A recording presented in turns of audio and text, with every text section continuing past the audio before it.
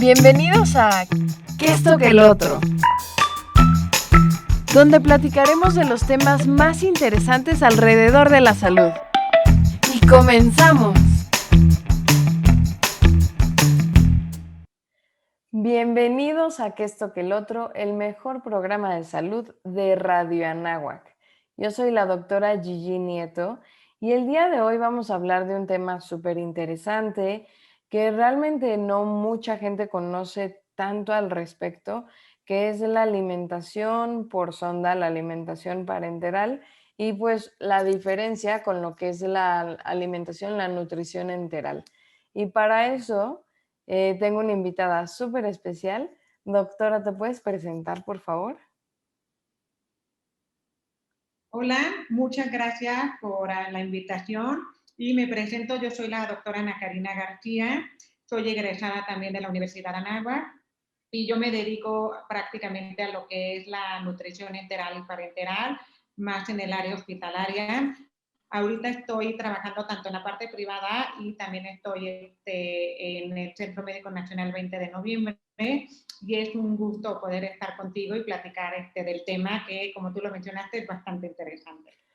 Ok, la verdad es que sí es muy importante, ¿no? Porque en sí la nutrición, pues todos la necesitamos en cualquiera de sus formas para poder vivir, ¿no? Cualquier ser vivo. Pero a mí me gustaría que empezáramos el programa de una manera muy sencilla, nada más definiendo qué es la nutrición enteral y su diferencia con la nutrición parenteral. O sea, ¿qué significan estas palabras? Bueno, mira, la nutrición enteral y parenteral, su primera diferencia, digámoslo de alguna forma, es nosotros cómo vamos a alimentar a nuestro paciente. En la nutrición enteral, pues vamos a utilizar todo lo que es el tracto digestivo o vemos que este esté funcional para que el paciente se pueda alimentar.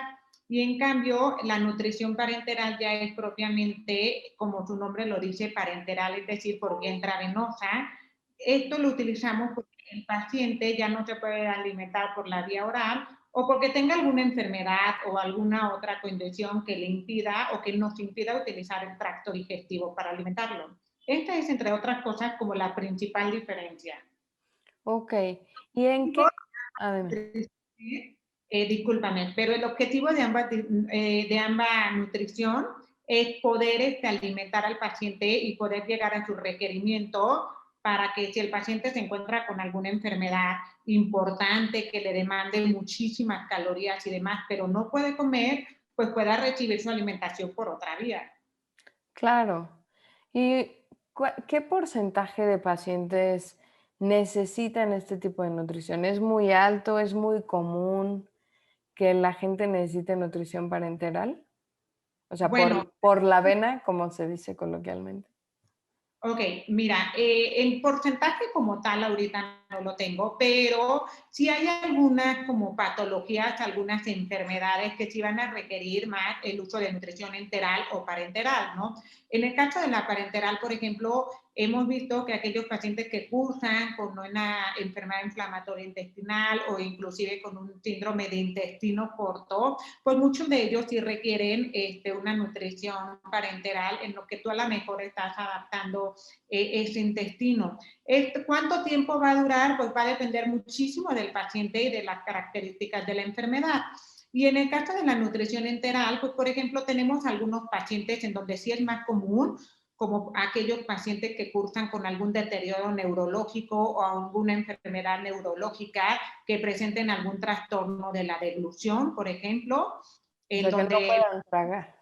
exacto, que no pueden tragar y que por lo mismo pues, el tracto gastrointestinal sí es funcionante, pero ahorita está presentando alteraciones en la deglución y pues hay que alimentarlos. Esto también se puede ver no solamente en pacientes que tengan enfermedades neurológicas, sino en aquellos pacientes que tengan, por ejemplo, algunos tumores de cabeza o cuello, también es algo muy común en ellos. Entonces existen muchísimas otras como patologías como por ejemplo algunas otras enfermedades neurológicas como la esclerosis lateral amiotrófica, que si tú te acuerdas es una enfermedad en donde va a haber, es una enfermedad degenerativa neuromuscular y pues el paciente va perdiendo muchísimas funciones y dentro de esas funciones se va a ver también alterada la capacidad de la deglución. Entonces, estos pacientes a largo plazo, pues hay que colocarles alguna sonda de algún tipo para poderle administrar su alimentación.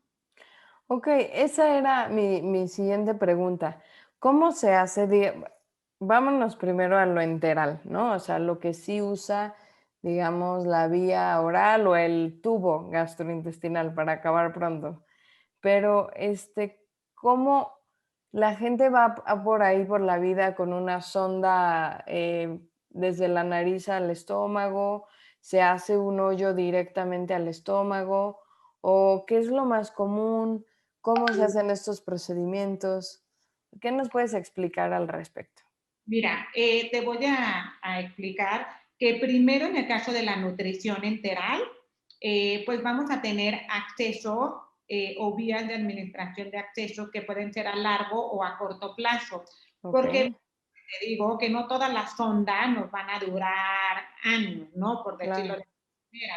Entonces tenemos que ver si vamos a utilizar una sonda de corto plazo que no duran más de 4 a 6 semanas o unas de largo plazo. Las de largo plazo ya las puedes dejar en aquellos pacientes que sepan que van a estar recibiendo alimentación más de 6 semanas. Y de eso va a depender mucho, porque, por ejemplo, las sondas de corto plazo, pues pueden ser una sonda nasogástrica o una sonda nasoyeyunal, en donde pues sí existe una técnica para poderla introducir o para poderlo llevar a cabo, que debe de ser realizado por personas que estén entrenados en este en este tema, ya que, como te lo comentaba, existe una técnica, se debe de introducir esa sonda y nosotros asegurarnos que llegue hacia donde queramos que vaya, ya sea hacia el estómago o en el caso de una sonda nasoyeyunal hacia yeyuno, ¿no? Hace Y una parte del intestino. Ok. así es. Y eso es muy importante en tener en cuenta que son sondas a corto plazo, porque muchas veces se quedan en el paciente de más del tiempo que deberían de quedarse y tienen ciertas complicaciones como algunas erosiones a nivel de la nariz, de la piel, la sonda se vuelve más dura. Entonces, sí tenemos como que saber o tener muy bien claro si es un paciente que va a utilizar una alimentación a corto plazo porque a lo mejor va a recuperar o a largo plazo. En el caso de las sondas a largo plazo, pues ya estamos hablando más, por ejemplo, de una gastrostomía, de una yeyunostomía, en donde este tipo de sondas ya se introducen de forma endoscópica la mayoría de las veces, ya implica un tiempo mayor para la colocación de esta misma sonda. Pero bueno, de todo modo es un procedimiento muy fácil que lo pueden realizar los mismos endoscopistas y que no tiene ningún, vamos, no es un procedimiento mayor. Ok, a todos los que nos están escuchando en radio, que nos están viendo en Facebook, en YouTube, ¿nos podrías explicar qué es una gastrostomía, una yayunostomía, más o menos, a grandes rasgos? Claro, mira, una sonda de gastrostomía es una sonda que se va a introducir por vía endoscópica, ¿no? El paciente pues está en una sala de exploración, en un quirófano, y muchas veces el endoscopista lo que hace es va a introducir una guía, un endoscopio que va a llegar hacia el estómago, por decirlo a grandes rasgos, y por ahí pues va a haber un orificio de salida donde se va a insertar ese tubo o esa sonda de gastrostomía. Obviamente el paciente está sedado, o sea, no le va a causar ningún dolor. Y en el caso, por ejemplo, de la yeyunostomía, bueno, pues vamos a atravesar lo que es la parte del estómago hasta llegar al yeyuno y prácticamente esa sería una de las alternativas. Hay muchísimas otras formas de colocar las sondas. Hay algunas en algunos lados donde los hacen de forma como quirúrgica, pero sí podría decirte que ahorita es más por vía endoscópica. Pues prácticamente introducir un tubo que salga a través del estómago, que en el caso más común que es la gastrostomía. Ujú. Ok, Y estos pacientes necesitan una nutrición especial, digamos, ¿qué es lo que se mete al estómago? O sea, porque no vas a moler los, no sé, el chicharrón en salsa verde y metérselo al estómago. ¿Qué Sí, es claro, lo que, sí, qué es claro. lo que comen? Ahí justamente es donde ya intervienen lo que son los nutricionistas clínicos que están altamente capacitados o especializados para poder calcular justamente los requerimientos que necesita ese paciente y pues, para poderle dar la alimentación. Aquí en este caso tenemos como varias alternativas. Tú puedes, o a lo mejor muchos de ustedes han oído que se puede alimentar al paciente por medio de una dieta artesanal, en donde estamos utilizando alimentos que tú consumes, yo consumo, sí son algún ciertos tipos de alimentos con ciertas características, se debe de capacitar al familiar para saber cómo preparar estos alimentos. Vamos, te pongo un ejemplo. O sea, si le vamos a administrar la proteína es en forma de, es un alimento de origen animal, la mayoría de las veces lo que ocupamos es pollo, y por ejemplo hay que explicarle al familiar que pues si vamos a utilizar pollo debe de ser pollo cocido, se le retira la piel. Entonces sí utilizamos alimentos que tú y yo estamos acostumbrados, pero sí que tiene como algunas diferencias que hay que explicarle al paciente, ¿no? Cómo hace, o más bien al cuidador o al familiar que va a estar a cargo de esta alimentación al paciente. Se le dice cuántas porciones van a utilizar, qué opciones tenemos de frutas, de verduras, de alimentos de origen animal, de leche, cómo los va a mezclar, los va a poner todos juntos en una licuadora, los va a colar. Es súper importante explicarle o darle esa asesoría tanto al paciente como al cuidador, a los familiares, para que entonces hagan la dieta artesanal de forma adecuada y nosotros evitemos complicaciones en la sonda, como algo muy común es que se tapa la sonda, Ok. porque pues no colaron bien los alimentos o nadie les explicó esa parte. Entonces, sí es como, ahí es donde ya interviene la parte de nutrición clínica especializada, en donde junto con una asesoría y un cálculo de la dieta del paciente, pues se le explica. Otra que también tenemos que no es una dieta artesanal, podrían ser utilizar lo que le llamamos dietas poliméricas, que son productos comerciales que están disponibles en farmacias, en muchísimos centros de distribución, en donde hacemos como un cálculo, escogemos la dieta polimérica más adecuada al paciente, hacemos un cálculo de cuánto es lo que va a necesitar y también se le da un poco la asesoría al paciente de cómo lo vamos a administrar. Aquí ya no es tanto de hay que cocer el pollo, hay que agregarle fruta, hay que colarla, no, porque la dieta polimérica ya es una modalidad en donde tenemos todo en ese licuado, por llamarlo de alguna forma. Como un ejemplo, esta es una pregunta, un ejemplo serían estos licuaditos tipo Ensure y estas cosas que venden. Así es. Ya. Un ejemplo de dieta polimérica sería como el Ensure, como tú me lo acabas de decir, el Presubin. Existen muchas en el mercado, ¿no? Sí. Pero cada una tiene sus particularidades. Aunque parecieran ser iguales, no son iguales. Ya hay algunos que a lo mejor tienen más calorías, otras tienen menos, hay unas que tienen más proteínas, otras tienen menos, y la persona que está a cargo, el médico, sobre todo nutricionista que está a cargo de la alimentación del paciente, pues conoce toda la variedad de fórmulas disponibles que tiene en el mercado y cuál podría ser la más adecuada para él. Ok. Y en este caso de la gastrostomía, digo, al final, la parte artesanal que mencionas a mí se me hace muy interesante porque el cuidador sí debe de ser un maestro que sabe hacer estos purés o no sé, este alimento pues de una manera muy correcta. Entonces, es común que haya complicaciones, por ejemplo, una infección de este hoyito que da hacia afuera, pero al final el estómago no da hacia el exterior. Y al hacer una gastrostomía para poder alimentarlo, pues es al final un riesgo. ¿Es común que se infecten? Si no llevan un cuidado especial, pues sí se puede llegar a infectar. Entonces, parte de lo que nosotros tenemos que hacer con el paciente o con el cuidador que vaya a estar a cargo del paciente es justamente eso, ¿no? A mí me gusta mucho, una vez que tengo un paciente con esas características, explicarle cómo va a ser de ahora en adelante su alimentación. Explicarle desde que tiene que preparar muy bien los alimentos en un lugar limpio, lavarse las manos, desinfectar frutas y verduras, checar cómo está esa gastrostomía, eso lo debemos de checar diario, ver que no haya fuga, que no haya enrojecimiento alrededor de la piel, estar girando la sonda por lo menos cada 2 días 360 grados para que tampoco no se quede ahí nada más Pegada.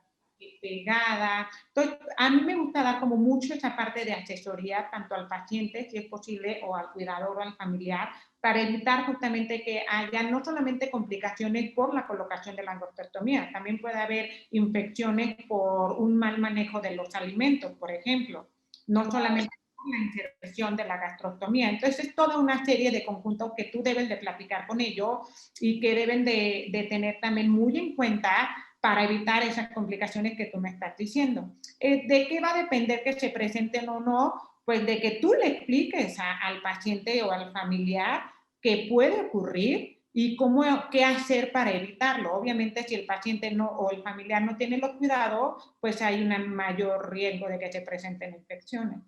Ok. Y este tema, por ejemplo, un paciente que se alimenta por medio de una gastrostomía, ¿tiene algún problema en cuanto a la saciedad? Porque no está probando alimentos con la boca, ¿no? Que es además de que es un placer de la vida, en mi opinión, porque a mí me encanta comer.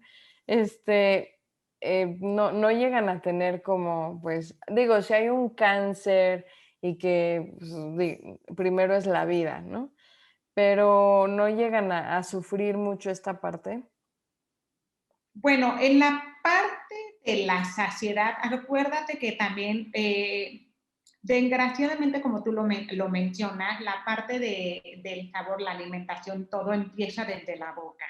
En el momento en que nosotros estamos comiendo, recuerda que también no solamente intervienen factores, digamos, hormonales endocrinos, sino también el hecho del olfato, ¿no? El hecho de Ujú. la esas cosas que también, es, como tú lo mencionas, es muy importante para todos nosotros para que, pues si la comida es agradable, sabe rico, desde que estamos empezando a introducir alimentos en la boca, ya juegan un papel, ya empiezan a jugar varios factores que intervienen, ¿no? Como la amilasa salival, entre otras cosas, de que muchas veces ya cuando la comida va directa al estómago, pues sí, no te voy a decir que no, pero pues sí te saltas algunos de esos pasos normales, ¿no? No es lo mismo, pues ver que te están poniendo ahí una bolsita de toda una comida junta, revuelta, la verdad, que a que lo estés saboreando y masticando.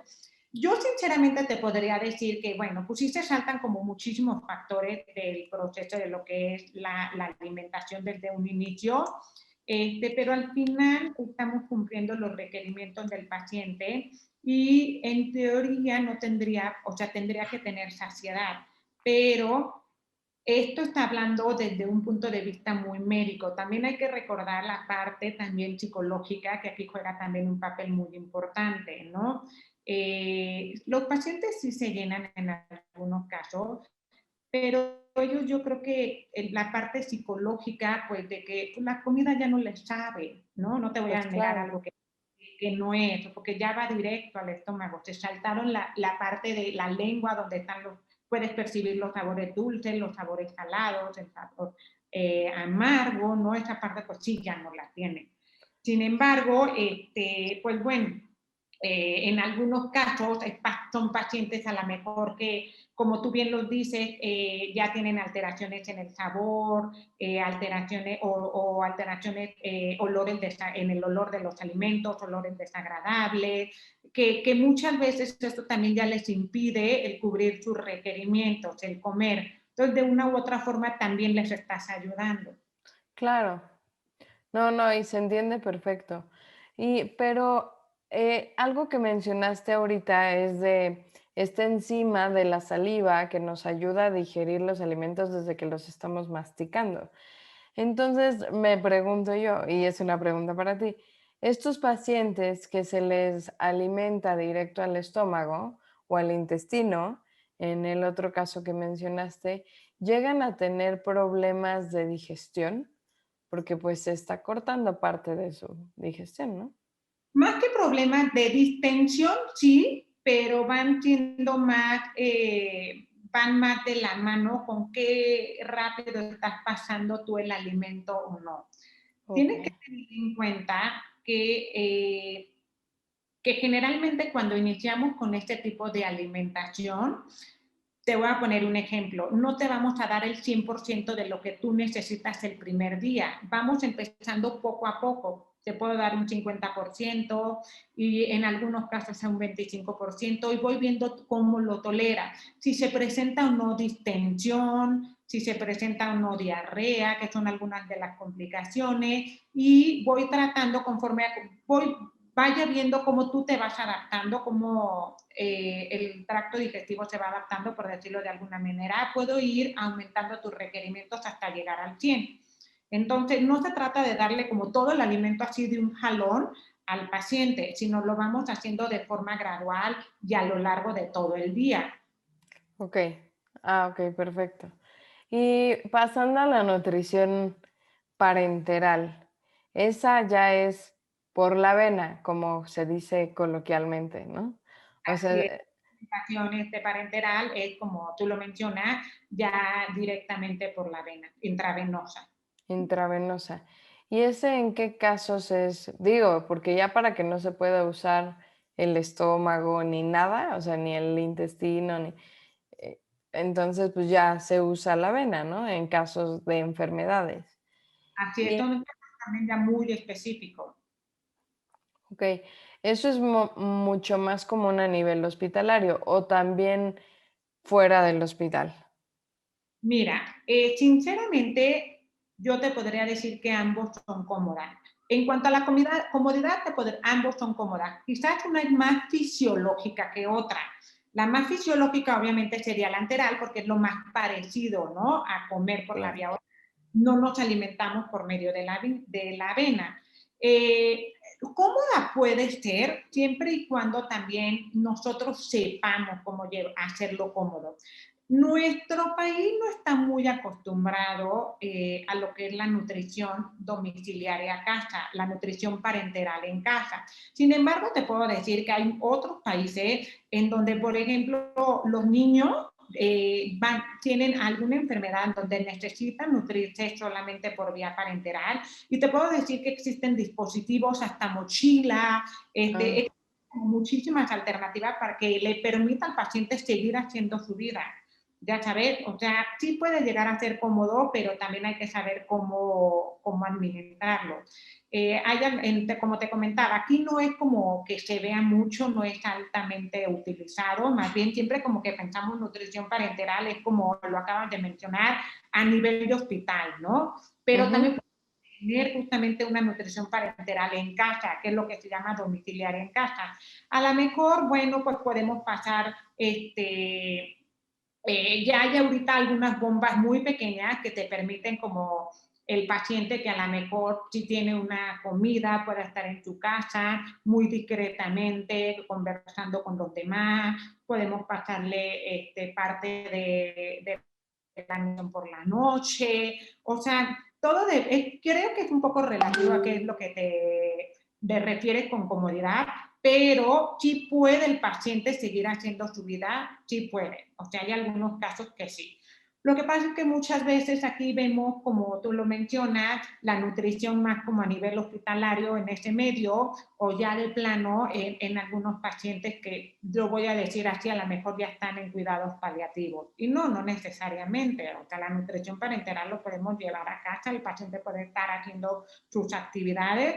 Te digo, en otros países existen muchísimos dispositivos, muchísimas alternativas que ayudan al paciente a seguir haciendo su vida.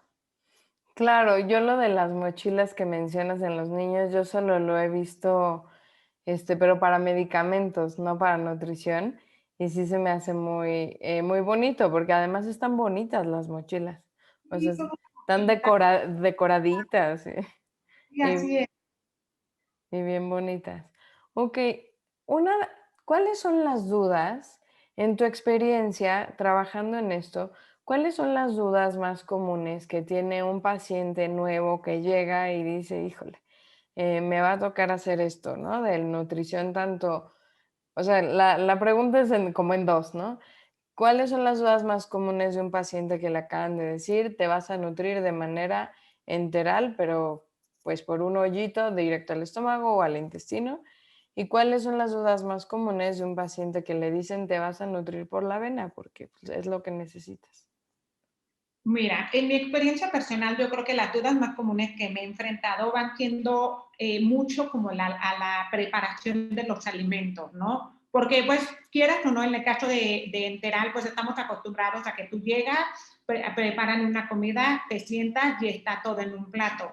Entonces, el hecho como de cómo lo voy a mezclar, cómo se lo voy a pasar, cuántas veces al día, una vez que lo preparo, ¿qué hago, doctora? ¿Lo dejo a medio ambiente? ¿Lo puedo congelar? ¿Lo dejo en el Pues refrigerador? ¿Cuánto tiempo dura, no? yo tengo esas dudas también. Son estas las dudas más comunes a las que yo me enfrento, que son más relacionadas con la selección y con la preparación de los alimentos. ¿Ok? Y también un poco de, bueno, si se lo tengo que pasar así, entonces el paciente ya no puede estudiar o ya no puede, ya sabes, ¿qué tanto va a impactar en tus actividades de la vida cotidiana? Esto yo creo que son las dudas con las que más me enfrento. Y en el otro lado, en la parte como parenteral, pues viene ya no tanto la selección de los alimentos, ¿no? Porque prácticamente ahí ya es una bolsita que uno calculó y que ya tiene todos los requerimientos y demás. Ahí yo creo que las dudas van más como lo que tú me decías de, bueno, ¿y eso será suficiente para el paciente?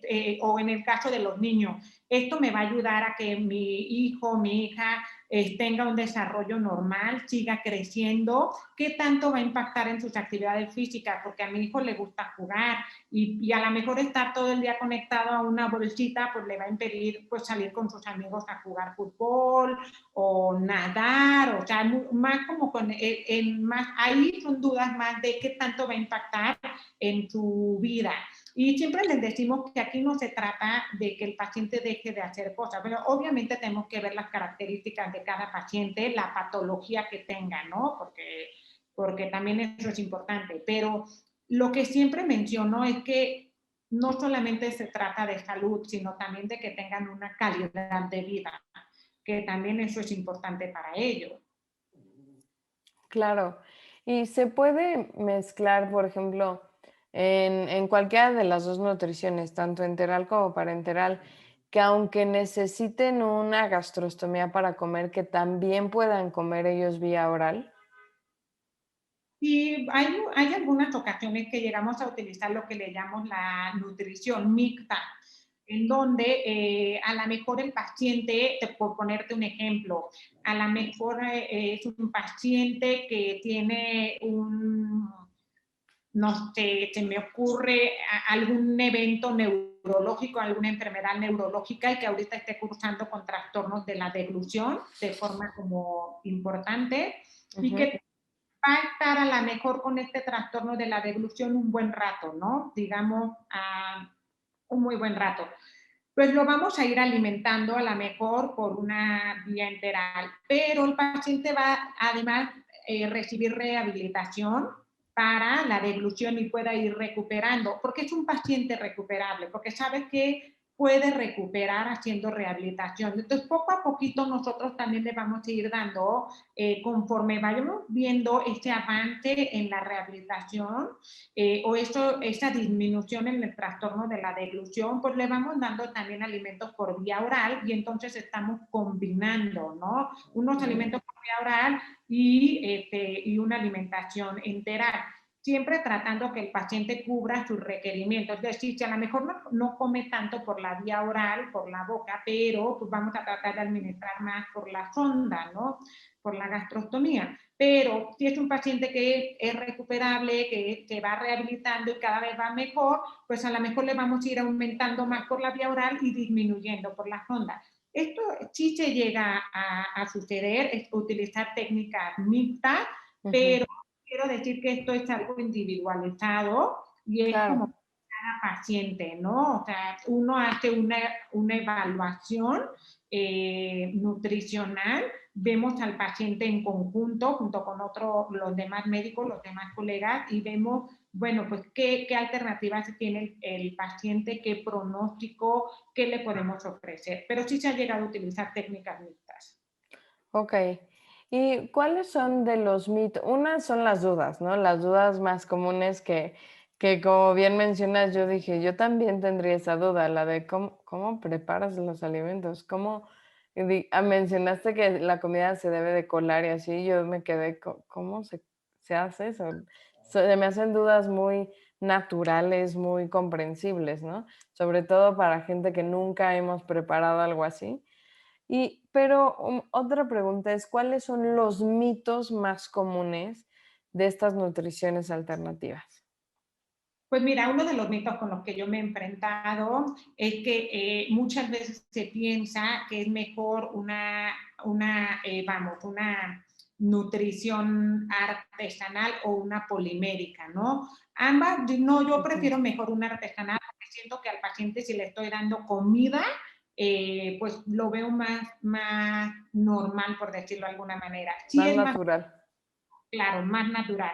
Claro que es mucho más fisiológico, pero también, como te decía, tenemos que ver todo el contexto del paciente, porque obviamente tiene como mayor riesgo de que si se contamina algún alimento o no lo prepararon bien, el paciente se puede infectar. En cambio, una alimentación utilizando suplementos, unas dietas poliméricas en donde ya están preparadas, ¿no? Ya están, por decirlo de alguna forma, tú ya no tienes que mezclarle nada, ya lo pasan directamente, pues ahí el riesgo de contaminación es menor, pero sin embargo una es más cara que otra, Sí, ¿no? me imagino que la polimérica es más cara porque ya viene todo preparado. Así es. Entonces tú ahí te vas a encontrar como varias corrientes, ¿no? Hay unos que te van a decir, no, es que las dietas artesanales son muy malas porque tiene como que preparar los alimentos y si no los preparas bien se pueden contaminar, hay más fácil que se tape la sonda, vamos, implica más trabajo, ¿verdad? En cuanto a la selección y preparación de los alimentos, te vas a encontrar como con muchos mitos, la verdad. O hay algunos, inclusive hasta pacientes que piensan que si tú les das una dieta polimérica, pues no Ujú. es mejor porque lo ven como muy artificial. Sí, Entonces, sí. te vas a encontrar como con muchas cosas en la vida real, pero yo creo que siempre aclarándole las dudas a los pacientes o inclusive entre nosotros mismos como médicos, siempre hablando, aclarando las dudas, pues siempre se llega como a una buena selección de cuál es la mejor opción de alimentación para el paciente. Y esto que mencionaste acerca de los costos, si hay personas que nos están escuchando en radio, que nos están viendo, ¿cuál es un costo?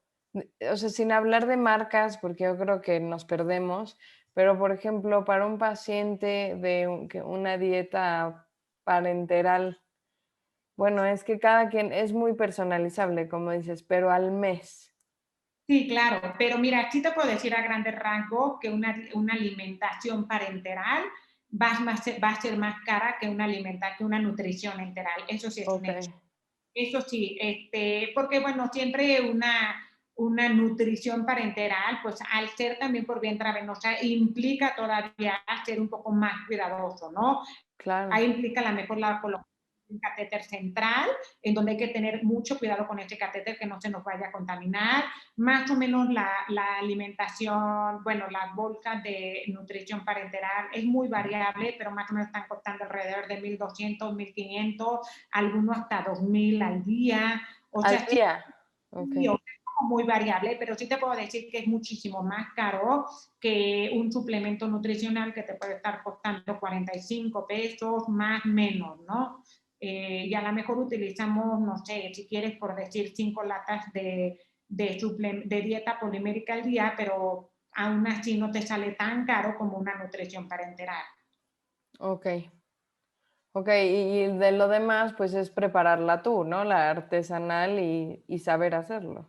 Y es como tú calcularla, tú como nutricionista clínico la calculas y les enseñas al que va a ser responsable del paciente cómo prepararlo. Esto es lo que hacemos. En el otro caso, en la nutrición parenteral, pues ya se pueden mandar a hacer de acuerdo a los requerimientos del paciente. Existen algunos centros de mezcla que se encargan de eso, tú la personalizas, o ya existen algunas nutriciones que ya están hechas y que se pueden adecuar al paciente, pero de una u otra forma sí es más cara. Y bueno, en la nutrición parenteral, pues tú tienes que estar más en estrecha comunicación con el paciente, tienes que estar constantemente evaluándolo, porque las condiciones del paciente pueden cambiar de un día para otro. Entonces, si cambian de un día para otro, tanto en el nivel hospitalario como en casa, pues tú también debes de adaptarte a lo que necesita el paciente en este momento. Ok, y a grandes rasgos, porque pues es toda una licenciatura o especialidad, ¿cómo se calcula una dieta? O sea, ¿qué es lo que se toma en cuenta? Bueno, Más o menos. la verdad es que calculamos como eh, bueno, más bien lo que vamos a necesitar es el peso del paciente, la talla, a grandes rasgos. Necesitamos saber, pues, qué es la enfermedad que tiene para saber qué tanto factor de estrés o qué tanta demanda metabólica tiene, ¿ok? Ok. Tenemos que hacer una evaluación nutricional completa, porque tenemos que saber, pues, de acuerdo a cómo vemos nosotros al paciente, qué tanta proteína va a necesitar. Obviamente hacemos una exploración física para ver si el paciente ha tenido pérdidas de masa grasa, de masa muscular. Hablamos con los familiares para ver que si ha tenido pérdida de peso, más o menos de cuántos kilos, pero podríamos decirte a grandes rasgos que teniendo un peso, una talla, existen diversas fórmulas para calcular el requerimiento del paciente y pues ya en eso ya sacamos como un total y tú ya lo distribuyes. Ok, ok, perfecto. Y estos pacientes al final, este es un tratamiento nutricional, pero que el fin es alargarles la vida y mejorarles la calidad de vida. Y esto, o sea, sí se ha visto una diferencia a lo largo del tiempo que esto existe, de que sí mejora su vida, su calidad de vida y la longitud. Sí, claro. Te digo, por ponerte un ejemplo, en el hospital donde estamos trabajando, vemos muchos pacientes oncológicos, en donde, pues obviamente, digo, tú sabes que el tratamiento de quimioterapia hace muchas veces que los pacientes presenten náusea, les cambia el sabor de los alimentos, el olor de los alimentos, y pues muchas veces al sentir esa náusea y ese cambio en los alimentos, los pacientes dejan de comer. Cuando dejan de comer, disminuyen muy rápido de peso y deben de saber que los tratamientos, la quimioterapia, actúa mejor si tú tienes una buena masa muscular, ¿ok? O sea, te dan mucho menos efectos adversos y un estado nutricional adecuado, pues tiene muchísimos beneficios en cuanto a, no solamente en la calidad de vida, sino también en el pronóstico del paciente, en una mayor tolerancia de los efectos adversos de los medicamentos, disminuye también el tiempo de estancia intrahospitalaria, disminuye también las infecciones o muchísimas otras complicaciones. Entonces, realmente sí es como importante, no solamente en la parte de calidad de vida, sino también en la parte de salud. ¿Y cómo sabe un paciente? Digo, a menos que no sea algo que ya otro médico le diga como, oye, tú tienes un problema de deglución o se dan cuenta que no pueden pues tragar o que tienen un tumor, como habías mencionado, en cabeza, en cuello, que pues, les impide comer. Pero imagínate que es alguien que no tiene un problema así. ¿Cómo de los que nos están escuchando, de los que nos están viendo, cómo saber cuando alguien es candidato a este tipo de nutriciones? Bueno, yo lo que les podría decir es simplemente si un paciente o si una persona no puede cubrir sus requerimientos por la vía oral, pues ya ahí les sugeriría, obviamente, consultar a un especialista para que entonces haga una evaluación y pueda determinar cuál es la mejor opción de alimentación para él si no está cubriendo sus requerimientos por vía oral. Yo creo que si cualquier persona ve que ya sea por algún tratamiento, por alguna enfermedad, por algún procedimiento quirúrgico o algo, no está comiendo lo que debe de comer, ya es un motivo para poder buscar ayuda desde el punto de vista médico para ver qué alternativas tienen. Ok. Y en Radio Anáhuac también nos escuchan muchos estudiantes de medicina y a veces a mí me llegan a preguntar, ¿qué es lo que tengo que hacer para estudiar lo que este doctor, esta doctora, para poder ejercer esto? ¿No? Y entonces es una pregunta que casi yo no hago en los programas, pero últimamente la voy a hacer más porque sí es una duda común entre los alumnos. Bueno, a ver, te comento, ahorita la parte como de la nutrición desde el punto de vista médico todavía no está como, no es como una especialidad, de hecho es una subespecialidad. Me parece que hay nutrición clínica, pero para eso tienes que haber hecho por lo menos 4 años de algo básica, que una es medicina interna y ya viene como una subespecialidad tener 2 años de nutrición clínica, me parece que lo hacen como en 1 o 2 hospitales, ¿no? Esta es una alternativa. Esto es en cuanto a lo que son los médicos, ¿no? Hay muchos médicos, por ejemplo, que dentro de su formación como terapia intensiva, en algunas otras especialidades, esta parte de la nutrición ellos ya lo tienen, cirugía también, por ejemplo, ya lo tienen como parte de su formación. Realmente como especialidad, no viene como tal, es como una subespecialidad. Ok, Desde el punto de vista médico. Y ya desde el punto de vista de licenciatura de nutrición, sé que ya existen ahí muchísimas alternativas, ellos ya tienen la parte de nutrición, digámoslo así, y existen maestrías, existen diplomados, en donde están muy ya enfocados a nutrición hospitalaria, que es nutrición enteral y parenteral. ok. ¿Y qué consejo les darías a todas las personas que nos están escuchando que se acaban de enterar de que existen estos temas, que quizá nunca habían sabido que existían otras maneras de nutrición? Mira, yo el consejo que siempre les doy y que de hecho ya lo hemos visto que sucede en el hospital es que si en un momento dado por alguna patología, alguna enfermedad, tú estás viendo que tu familiar, tu paciente está disminuyendo en su ingesta y esto está repercutiendo en su enfermedad o en su estilo de vida, que busquen ayuda profesional. Muchas veces en el hospital, como ya saben que existe un servicio de nutrición, las mismas mami o los papás son los que ya piden la interconsulta nutrición porque están viendo que su hijo no está comiendo la comida y quieren ver qué pueden hacer o qué asesoría se les puede dar, qué orientación para entonces tratar de que, como está enfermo, tratar de que coman un poco más. Entonces, si en algún momento ustedes ven que por alguna enfermedad o alguna otra patología está disminuyendo, está cambiando la ingesta de este paciente, buscar ayuda, preguntar al mismo médico profesional de la salud para que lo puedan canalizar al área indicada y poderles ayudar entonces a que el paciente pueda cubrir sus requerimientos. Ok, ¿y algún último consejo que quisieras dar a todos los que nos están escuchando?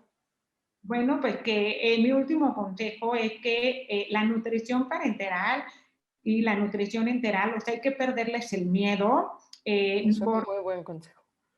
sí, la verdad es que siento que aquí es un poco visto como que, ¿cómo le vamos a alimentarlo así? Es mejor alimentarlo que no alimentarlo. De verdad les da muchísimos beneficios, muchísima ayuda y no porque lo vayamos a alimentar así, el paciente va a poder dejar de hacer cosas, sobre todo en el caso de los niños, que muchas veces las mamás están como un poco asustadas con este tipo de alimentación porque creen que su hijo ya no va a tener ni un desarrollo ni un estilo de vida normal. Se puede adaptar, no podemos hacer cosas para que el niño trate de tener la vida lo más normal posible. Y en el caso de los adultos, pues no es tan complicado, ¿verdad? Porque los adultos no están de arriba para abajo, por decirlo de alguna forma, pero también tienen muchísimos beneficios para ellos. Entonces yo les diría que no lo vean como algo malo, sino es un apoyo, es ayudarlos a mejorar, no que bueno, pues si no está comiendo, pues ya vamos a dejarlo así, ya comerá cuando tenga ganas. Muchas veces este pensamiento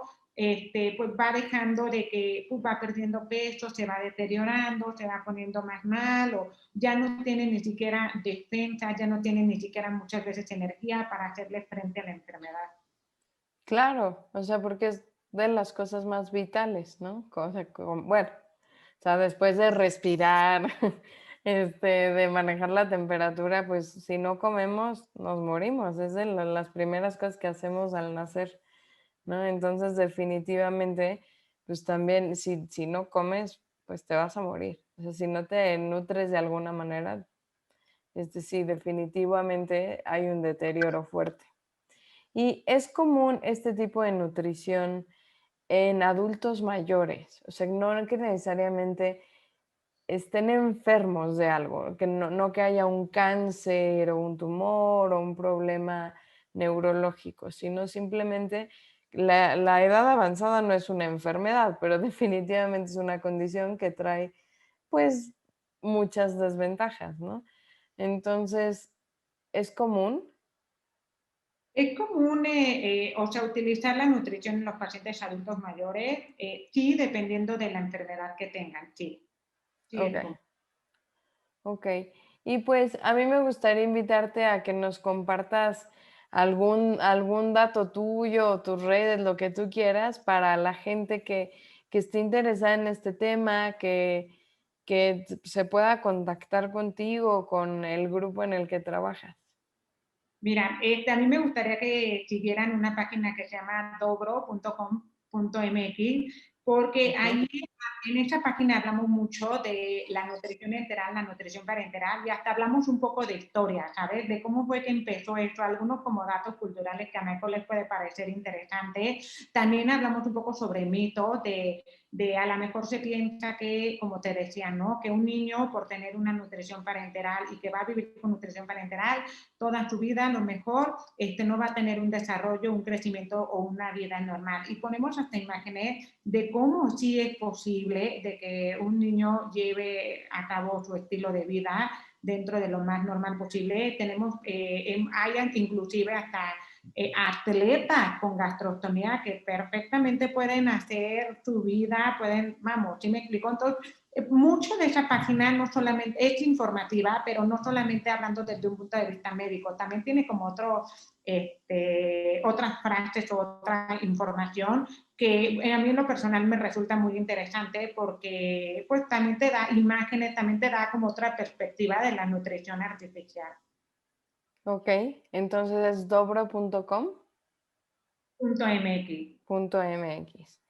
Hay Pues inclusive un número telefónico donde si necesitan alguna información extra o quieran contactar con alguno de mi equipo, pueden llamar a ese teléfono. Tenemos también ahí en esa página un correo en donde también cualquier duda o comentario podrían escribirnos ahí y nosotros estamos a sus órdenes.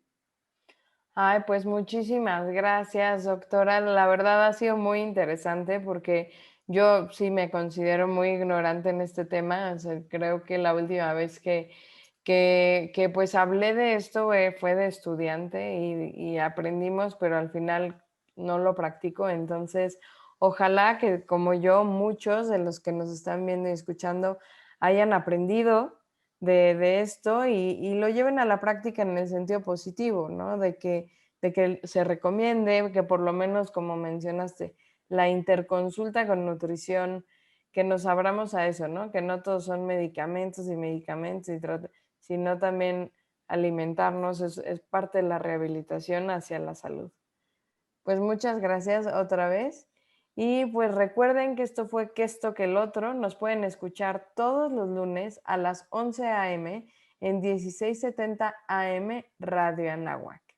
Y hasta la próxima. Muchas gracias. Hasta luego. Gracias por sintonizar Que esto que el otro.